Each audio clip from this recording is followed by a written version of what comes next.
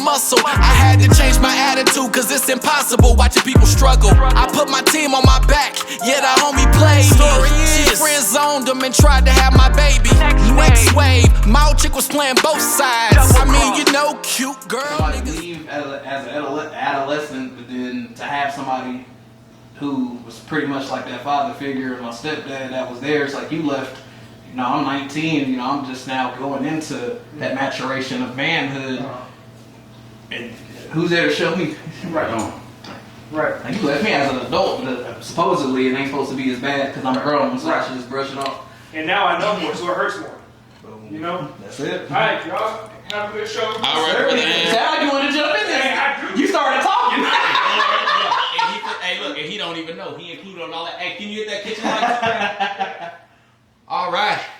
Thank you, guys. In the future, you owe me one. Thank you. You are here at the AIM Show. As you can see, we've already got started because this is what we do. You know, y'all, I'm going to tell you, man, and I want to say this in front of him, like, when I say I couldn't wait, I will say, starting this show, I wanted to have somebody on it that, you know, and I, in my opinion, talks like I talk. We don't agree on everything, no, but they talk like I talk. They're passionate, and they got something that they carry. So he has his own podcast, and my big thing is I want to really get into some things, and man, I can't even do an intro. I'm just ready to get started. Tell them who you are. Let's get started. I don't even want to do an intro. Man, definitely not an understatement. You know, we was messaging back and forth earlier today. And, you know, we didn't have an exact day when we could just jump and do this. We like, come on, man, let's do it tonight, shit. Yeah. But, by the way, I'm Charles, man. Charles Riley. I'm from the area. I've known this man pretty much since high school. You know, damn. We can go all day. We can go, and that's what it is, man. We can go, you know, all day, man. He's been there for me. You know, I've been there for him. He's put me on. He's, you know, the knowledge that, you know, I've gained from him. I can't, you know, put into words, but shit like this is, you know, this is fun. Like me and him with social media specifically, you know, using that platform and using our voices when, you know, growing up, it wasn't necessarily. Come on. You know what I mean? It was. You don't speak. You wasn't supposed to, you know, shut up. And us having that, you know, exact thought process of you're not going to shut me up. You know, I'm going to say what I have to say, you know, whether you like it or you don't. He mentioned my podcast. Actually, it's Young, Black, and Gifted. Young, Black, yes, sir. and Gifted. Forever. Come on. And shit, whatever platforms you're on, Amazon Music, Anchor, Google Podcasts, Spotify, I'm on all of them. Got 2 episodes dropping Sunday, Come on. Freedom Day. Come on. And one that's actually one of my most personal, probably that I'll ever do, Dad. Speaking about my own experiences. I was going to say, can you go into that? Sir, yes, sir. Speaking about my own personal experiences and my own, you know, from having a dad leave me, you know, when I was 3. I'm older. I'm leaving high school. I'm transitioning into manhood. Stepdad leaves, so I've had to quote unquote. I say this, you know. Yeah, I'm being funny. You know what I mean? The best of both worlds in the sense that I've seen men leave. So you know, and obviously you could have went the same route. You know what's crazy? You don't know how similar we are, right? Yes, sir. Yes, sir. My father went to prison when I was 4 days old. He didn't get out till I was 10. Yes, sir. I will say we kind of had a back and forth relationship. Not strong though, but over the last year, man, my dad's been the best thing that ever happened to me. You know, he's been the best thing that ever happened to me because I wasn't able to get to know him. That's it. And now getting to know him, man, my dad, he just a cool dude. And we're going to get into that, try and get past this introductory part. But and then my stepdad came around, if I can remember correctly, I was maybe 2 or 3. Yes, sir. Him and my mom were married until we moved here to Oklahoma. Right. They tried to work it out, you know, whatever, reconcile whatever differences they had. But in the end, my stepdad was dope. You know what I mean? Now, I always say we grew up in a harsh household where we talk mean to each other, we crack jokes. And I'm kind of getting away from that lifestyle. So you'll hear me talk about that today, but I want to, before we get there, my stepdad was the truth. My stepdad cooked dinner every day, come to the sports. My stepdad was the truth. You know what I mean? Great man. So I've had the privilege of being around men who had great characteristics, but at the end of the day, a lot of those bad characteristics I still picked up. Because, and like I keep telling people, it's what we see. See, most people have an understanding with children, and they think they can tell you something. They don't understand. We mimic what we see. You know, absolutely. That's what we're doing. So when you think we're not listening, we're listening as kids. Yes, sir. So I say that because today the subject, you know, it got to me. Getting straight to it is like I'm sitting there and I'm writing you, and then I want to say Byron posted something about, I can't remember. I don't want to lie. I can't remember, but I'm sorry. I can't remember that. I wish I could. Byron. But in the end, I ended up putting something on his stat, and then I come back and I say, well, you know, since I was a child, everyone has always told me, they've always told me men ain't shit. They've always said that. That's the narrative. You know, and then on top of that, I look at everyone talking about being a single mom. You see what I'm saying? So when I look at it, I'm like, okay, say my daddy wasn't shit. I give you all of that, right? Let's say if I gave you everything you asked for. Men ain't shit, daddy ain't shit, everybody else. Yes, sir. Who raised me? You see what I'm saying? And a lot of young men are being raised by women who aren't taking, in my opinion, accountability for what they're exposing their child to. Because, right, if they have control of the child, because I know a lot of men who could keep their kids full time. Sure can. You know? And One of them. Yeah, right, there you go, right? I am him, right? I've been doing this for almost 13 years and 2 months. It's okay to say it. And for me, what I've learned is we went to the water park the other day, me and my lady. We went yesterday. We took 2 of our daughters. And when we go there, we get to the water park, check this out. They've got a mama discount. They've even got a grandparents discount. Now Father's Day is coming. Yes, You know they ain't got no daddy discount. You know, I'm not surprised. And it's like, why though? Why are you not surprised? Why? Like, should we have that? I agree, but come on, let's cut the shit and let's be realistic. Growing up, and even now, like Father's Day is not, you know, nationally and socially accepted. Like clearly it's on the damn calendar, but for example, little stuff. Go to Walmart when it's Mother's Day. I promise you, I'll see 3-4 aisles lined up, just lit with Mother's Day stuff. Go to Father's Day. You got a little corner. You got a little corner, and I don't know who came up with it, bruh, and I don't even know who came up with this, but who the fuck said I want socks every year? I'm grateful. I'm appreciative. And we always gotta be grateful. But you have to, because if not, then automatically you're labeled ungrateful. So then that now justifies them not doing shit else for you going forward. Okay. Because how your reaction, you know, every react, and it's like, damn, as a man, I can't react, period. And, you know, I'm not just talking Father's Day, we're talking in general. You in a relationship, most of the time, you know, if you react a certain way, it's like she's waiting for you to act that way. So she can be like, that's why I don't do that. That's why I don't do this. And that's what, come on now. You better quit. No. But tell me I'm lying though. You know what's crazy is this though, and I say this, right? I've dated plenty of girls, right? And of course, we're older now. Everybody's 30-some years old. So a lot of guys have had girlfriends. Some haven't, some have. But what I've learned is, it seems as if women are using being a woman as a tool. And what I mean by that is, yeah, you gotta break that down. It seems like if I don't cater to your needs financially, physically, mentally, and physically, then I lose something, right? Like you were just saying, I can't get that. It could be sex. It could be, you just need somebody to talk to. You ever told a girl your secret, and then when she got mad at you, she threw it in your face? That's what I call a tool. And what I mean by that is, it's also narcissist behavior. Your homeboy don't get to see you at your most vulnerable moment. My homies don't get to see me. I might drop a tear about my brother. That's it. My homeboys don't get to see that. But if I'm sharing my most lowest and worst moments with somebody, I'm saying, why is it that, you know, I'm sensitive? Why is it that I'm everything but a man who's trying to get people to understand? I just want people to understand I got feelings. That's my point.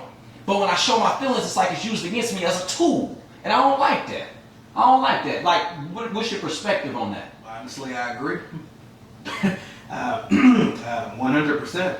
And let's rewind. Let's go back. Yeah, go ahead. You said, and it just stuck out to me. You said that you're sensitive.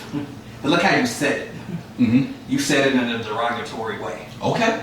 Break it down. Like, I don't know if you really heard your own tone. Come but on. You said it derogatory. You know why you said it derogatory? I'm Because listening. our whole lives it was taught that it was derogatory.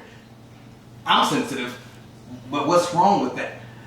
I hear what you're saying. I hear what you're saying. I like that. So then here comes the hypocrisy, where if I open up to you and I'm extremely vulnerable and I tell you everything about me to my core and down to my soul, I'm sensitive. You know, I'm not a real man. I need to. That's why I was trying to go strength. I need to strengthen up. I need to man up, so to speak. But let's say that I don't talk. I don't say anything. Now you're telling your homegirls that Charles not in touch with his feminine side. Ooh. And a lot of times that's why if you didn't leave me, but decided to stay with me, you don't respect me. And you don't respect me. Why? Hey, let me segue. Let me get you, right? All right. So you say that because think about it this way. I remember just recently talking about if we are trying to, for instance, if you're dating and you're trying to, God dang, I just lost my train of thought. Dang, that was good. Man, I just lost my train of thought. I hate that. Go ahead. I got to figure out what I was saying. I got you. But again, man, like you said, not just harp on it, but it's just wild. Like, you know, make up your mind on what you want. But at the same time, here's my whole thing. You mentioned dating. So let's say you're in that dating phase and you're talking to somebody, you're getting to know somebody. I swear, women love you. You know, they love who they're getting to meet. They love the person that they see. Like I said, of course, in the beginning, you're not as comfortable as you are as the relationship goes on. So here's what's weird to me, and I feel like the shit does a complete 360, where now I'm more comfortable with you, and I'm able to talk to you and tell you my darkest secrets, my deepest fears. Why did I feel more comfortable telling you that month 2 than year 8? Shouldn't I be more comfortable with you year 8? Now we got time invested. Ooh. Now you're no longer a girlfriend. Let's say, for instance, now you're a wife. You know what I'm saying? Let's say you weren't a mother. Now you are. I done made you a wife. I done made you a mother. You know all my deepest, darkest secrets. You know where to hit me. But that's the problem with men, why they don't want to be vulnerable. Because when you're too vulnerable, supposedly that's weakness. To me, that's not the case, but we're talking about women, and I don't want to categorize all women. Like, Yeah, of course. Like women do Same. us, like some women, excuse me, do us. All men the same. You know, if Not somebody takes it as a all, I ignore them, right? Because we It's can't. ignorant. Yeah, right, It's right. extremely ignorant. Because it's like when women talk about men. We know typically your average woman is talking about all. Correct. You see what I'm saying? And I'm not all men. You know what I mean? I didn't split the mortgage with my wife ever. You know what I'm saying? Yes, I've never done that. So, and I'm not saying what somebody else can do with their pocketbook, but what I'm saying is, as a man, it seems as if you don't have the financials, right? Correct. If you are not financially stable to pay for things, it seems as if you're less of a man, right? I know women who will push the child away from the dad because he don't got money and push the child towards the stepdad because the stepdad got more money. Correct. And for me, that bothers me because it's like, you know, every child needs, it's something about knowing, this is what I had to learn to fix me. When I had to go back and change myself, I had to learn where I was from. I had to learn who my people was. I had to learn about my people. I had to figure out, when did my family tree break down? My family saw a little bit of history. On my mother's side, we were never slaves. As far back as we can go, right? Great. I met my great-great-grandma. She was 98 when she passed. And based off of even her, we were never slaves. right? So That's dope. I've always had this rebellious soul in me, right? That's it. And I didn't know why I don't take shit from people. But then I figured out through my whole bloodline, I don't have no men to look up to. I say that on camera. I didn't have no men to look up to. And what I mean is now, I had a grandpa, right? My grandpa Buster, he was a great man. But I didn't get to know him like that. So it's not a diss or a slight. It's just I'm going off of what I knew and I'm going off of history. It's your truth. My truth. So when I've got nobody to look up to, I don't respect male authority. You see what I'm saying? You just spitting it there. And that's what I don't respect male authority. So when I'm trying to find something to identify with, I'm identifying with the bad guys. You see what I'm saying? I feel like if I help the bad guys, you see, the label sticks with you. I get the label. You're the bad guy. Like, I'll take it a step further, bro. I remember being married for years, bro. I remember being married. I was married for 2 years. But the first year, no bullshit, I ain't fuck up. I don't care what nobody say, I ain't fuck up. The next year, she moved out. You know what I'm saying? We weren't even living together. So, contrary to what people believe, we weren't living together. So, I was moving on, she was moving on. We was just working through the process. That's it. So, I say that because being married, it felt like all my homies, I watched them do wrong, and I would go to them, and I put my right hand on the Bible. I put this on my brother's life. When they do wrong, I say, bro, don't do that. Hey, you shouldn't do that. You shouldn't do that. But for some reason, their wives and girlfriends always thought it was me fixing them up with girls. Now, why is that? But is that more of my homeboy, or is that more of women? You see what I'm saying? I'm trying to switch it a little bit. Because I'm saying, are we as men protecting each other like when you see a group of women protect each other? Right. Because I feel like sometimes, now that I look back at things, all of my issues, now, I'm my own problem. I don't want to ever blame nobody for my problems. I take responsibility for anything I did. Make your own choices. With that being said, the people that I was around and I was being influenced by, it seems as if nobody wanted to stand up and take their lick. Now, what I'm saying is, if you as a man can't go to your woman, you can't go to your friends, you can't go to your family, Charles, who I'm gonna go to? You know who you go to? A bottle. Come on, and I did it. You know who I did it. You know who you go to? Come on. Nothing. The big I word that people don't discuss enough. Isolation. You isolate yourself from your friends, from that family. And here's the problem. Isolation gets a bad rap. I feel like sometimes isolation is necessary, but if you're doing it for the right reason. Elaborate what the right reason would be. If I'm a listener and I'm trying to understand, okay, cool, I'm isolated. I don't fool with nobody. Is it okay to just be isolated just cause? Or what is Even then. It's okay. You don't got to explain to anybody else why you decided to isolate. But what I meant when I said the right reason is, first of all, sit down and ask yourself why you're isolating. You know what I'm saying? For example, I felt like I'm gonna put myself in here too, you know, so we can keep it personal, but I feel like that's authentic. I felt like I dropped my first podcast episode last year, August 14th. I felt like from August up to December, I was fucking killing it on a roll. And then I didn't drop an episode for 6 months until recently.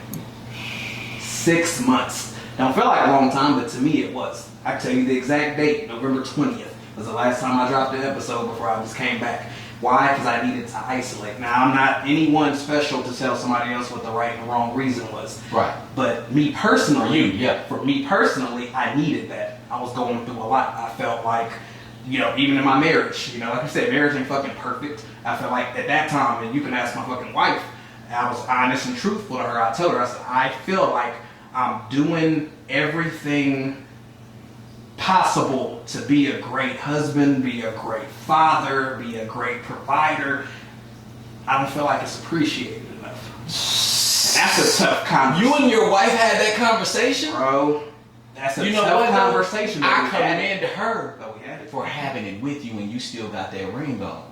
Exactly. I commend her. I can't Thank you. She probably wouldn't even want me to necessarily talk about it. I know, it's not from a disrespect thing. Yes. But we even had to separate, which actually made us stronger. But my whole point was, this ring wasn't, and I'm not gonna front, this ring came off. Both of our rings were off for a couple of months because we was really trying to figure shit out. But here's the part about it that's the most crazy about it, is here's the difference between me now and 6 months ago. I was so caught up in what Charles needed to do to feel better. There's nothing wrong with me wanting to be better and feel better, but I was ignoring every need of hers. If that makes sense. Oh yeah. I was ignoring every need, and when she broke down in that conversation and told me, "You're right." First of all, that threw me off. No disrespect, but in my situation, I don't hear women saying you're right too often. But the fact when she told me you're right, but she said, "But also, did you realize that I haven't been myself lately?" And most of the time I would, but I was so far gone. Personally, I didn't recognize the signs. I wasn't. Our love language, and we're gonna jump into that too. But our love language was way, way different. You know, mine's words of affirmation. Yeah. You know, and hers, words of affirmation, but also action. And normally, I feel like I put my money where my mouth is as far as action. But I'm not gonna lie. For 6 to 8 months, I dropped the ball. Yeah. I'll say this, man. Like being married, I've been married twice. I was a quitter. I was taught to quit. I wasn't taught to keep going, work it out, figure it out. Men aren't. What are men I was taught, go get another one. What's the old saying? There's plenty of fish in the sea. Come on, man. But nobody. And I'll be honest, on camera, I regret it for the sake of not with the people or anything of that nature. You know what I'm saying? Mindset. But I regret it because it's like I could have made better decisions. And so I said this on my last show, but like I literally had to speak. Literally, I had to apologize to all my kids' moms, right? I had to go to all of them. That's tough. And I had to say, man, look, because they did stuff, whatever, right? But I didn't care. It was like, yo, I see now the man controls what's going on. You see what I'm saying? The man can, when you have a spouse, I'm going to break it down to you. Yeah, break it down. When you have a spouse, right? For instance, when you meet a young girl who is in love with you, what I've learned about us young men is we get a little cocky. Now, I'm going to say me. And I won't say we, I'm going to say me. I'm going to go Borderline arrogance. Arrogance, correct. And we think Keep it a buck. she need to do what we want sometime. You see what I'm saying? And what I mean by that is it's like, for instance, I'm a worker bee. I work all day, every day, all day, every day. But then, even if she don't work and she got to sit with the kids all day, right? They getting on her nerves. After a while, you know, especially when you're dating women who don't have children. Mm-hmm. Now you're dating, see, you're not thinking about when you got kids and you getting a woman with no kids and you sticking her in that spot. Now, she gonna lie to you and tell you that she can hold it down, but it's tough. It's tough for me. So I say that because I also think as young men, we were seriously taught to quit, move on. And that's something that I feel like the young ladies don't understand, and this is where I'm going. You watch where I land. Who taught us how to quit if our fathers weren't there? You see what I'm saying? Who taught us what type of woman to seek if our fathers weren't there? That's what I'm wondering, because majority of the young men don't have it. Go ahead. Let me interject, and I don't mean any disrespect. But when you say that, and I don't know if you noticed one of the comments I said earlier, when you say that, though, that kind of, we're going back and forth about pushing the blame, because obviously that, the assumption, obviously, mom. Mm-hmm. But what you say earlier, you brought up images. Mm-hmm. So, yes, our mom was there and taught us, you know, what she felt would make us, you know, productive members of society. But I want to harp on images, because I don't know about you, but, you know, for the most part, I grew up South Side, Longview, proud, Jefferson product. My neighborhood, my environment, that's where I'm going. Taught me a lot. So when people see me in certain things, they're like, negatively, he grew up in a fatherless house. Mom. Nah, I was around a lot of my homeboys' moms. And people don't realize me being around my homeboys' moms and them, that generational curse with them not watching what they're saying in front of me and their kid, we picked up on all that. And that's where I'm going. I'm not saying that though. See, and people, they get it confused when you're just typing, right? They think you're attacking moms. No. They don't hear your Mama, tone. what about that uncle? Yep. What about that cousin? I talked to a little boy today. His mom won't let him be around his father because his father, fall into drugs and all of that. But what I'm saying is, it ain't no different than the uncle that sleep on the couch and leech. That's it. It ain't no different. It ain't no different than when you go over, it ain't no different than, Confucius says, he who controls images controls minds. So, whatever images you put in front of a child, whatever you put in front of them, they're going to see. And I'm saying, it's like when dating, you know what I mean? I didn't know, my sons was seeing me do what I was doing. You see what I'm saying? Because I thought I was good enough to hide it. Oh yeah, oh no, we think we can hide it. See, and that's my thing, right? It's not that it's on mom, it's what did the people that I put around my children show them? What did the babysitter show the kids? That's it. You see what I'm saying? It's not, that's what I'm saying. If mom and dad are communicating, then mom and dad can make some decisions on who should be around and who should not. But we gotta agree. We can't say, oh, my friends that leave weed around the kids is cool, but your friends that smoke weed around the kids are not okay. You see what I'm saying? But how often does that happen? And it doesn't. That's my point. That's why I'm bringing it up. Start putting it on the table and going back and forth. It turns into a fight amongst the two and not about the child no more. Exactly. But then what? Who's no longer around the kid? None of them. Because you're not going to give up yours. Come on. Friends, and they not going to give up theirs being around the kid. And so nothing is changed. Nothing ever changes and nothing gets resolved. And it comes down to compromise. I'm not blaming moms, dads, or anything. I'm giving, and that's what people don't understand. These are understandings, reasons, and conversations about what's real. This is what's really going on. It ain't, yeah, some moms do keep their kid from the dad. But guess what? You know what we need to do? We need to talk about it. That's it. We need to address it. I get it, it's real. Some situations are just... Everything is different. But if we don't talk about it, then it don't happen. And that's what I'm trying to get our culture of women and men and everybody to understand. You know what I mean? Just talk about it. Stop getting offended. Apologize when you're wrong. Repeat that first. Seriously, stop getting offended. You just told me multiple times. You just gave me 2 or 3 corrections. Neither one offended me. I don't mind somebody giving me some understanding or some correction. But it's just that whenever I feel as a man, you try to give for example, I don't care, I say this.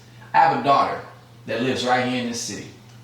I've spent well above $40,000 in court on. Paid all the money in child support. I've done everything I can do. Her birthday was a couple of days ago. I ain't seen my daughter in a year. I got full custody of 3 of my children. 1 of them lives with me. I take care of a son that is not biologically mine, but he is my son. He calls me dad. I've had him since he was a baby. You know what I mean? I also have my daughter that lives in Texas that is here now. In the end, I made these mistakes to having kids with different women. But I hold my own. You see what I'm saying?